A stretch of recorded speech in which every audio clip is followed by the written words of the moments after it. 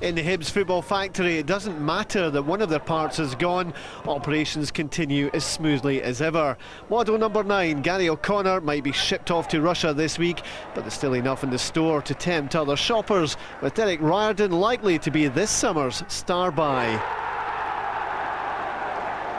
Hibs want to keep him, of course, especially when he's in this kind of form. Both a maker and a taker of goals, despite the fact he's not an out-and-out frontman. Strong yet fragile. Even when ahead, Hibs can show signs of weakness. Possession lost and almost a goal lost to a former hero. Grant Brebner close to a goal against his former club. Riordan kept Craig Sampson on his toes at the other end. The goalkeeper with a confident stop, enough to inject belief into his teammates, and an invitation taken up by Mark Kerr to take that confidence to Hibs. The move started by Kerr, and when the ball came into the danger area, the midfielder was waiting, but was unable to deliver the killer touch. Kerr beaten by the bounce of the ball in the end, and he was guilty of dallying on the ball again, allowing Hibs possession.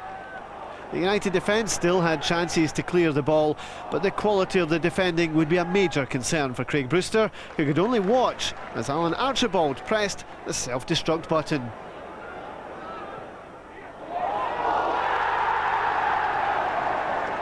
Is there anything you can say as consolation here?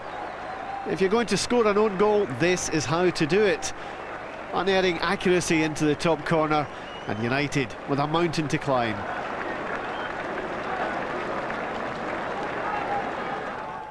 That mountain took on Everest proportions 8 minutes later. Chris Killen clear of the defence, but still some work to do. Hibs were now clear of United. The points looking safe, and just over half an hour on the clock. Hibs make a killing to kill off United, who are rolling over as easily as Paul Dalglish in the celebration. It seemed a case of how many now for Tony Mowbray's youngsters, and it certainly should have been more. But Dalglish was unable to take advantage of more uncertainty in the visitors' defence. A way back for United at this stage might have been unlikely, but David McCracken had passed up a good chance to reduce the deficit with a free header. Sighs of relief from the defence, no doubt, as McCracken flashed his header wide of goal. Hibs have the ability to create quickly, and out of nothing, Dalglish this time on target, but the keeper on form to keep him out.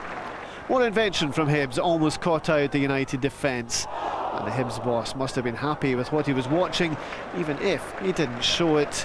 To their credit, United didn't give up, and when offside appeals were turned down, Colin Samuel was presented the best chance of the game. The finish was weak, although the keeper takes some of the credit. At the other end, Ivan Sproul supplied a strong finish, and the keeper's contribution this time was excellent. Craig Sampson doing well to keep the ball out. Had it not been for the goalkeeper, the margin of victory might have been greater for Hibs. Brewster has inherited quite an enigma at Tannadice, sometimes brilliant, often ordinary, but always infuriating for a manager, and United can be all three within a single game. Better from Samuel here, and from a couple of yards, David Goodwillie created history by becoming the youngest goalscorer in the SPL. One for the video for the 16-year-old, but Brewster surely entitled to more from his older players.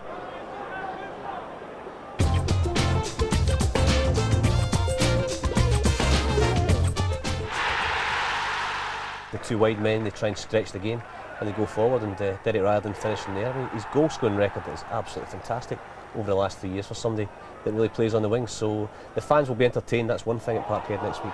What about Alan Archibald's own goal? We thought he maybe could have did a little bit better. I've scored one like that myself, I have to say, except I hit both posts, so it was a bit better. Yeah, he should have headed it away, Alan, and I don't think he could believe what he did. And Chris Killen there, terrific finish. You wonder, did Tony Mowbray see the fact that O'Connor was going to go, because Killen's come in and he looks a similar kind of thing, the type of player, and he scored a few goals as well.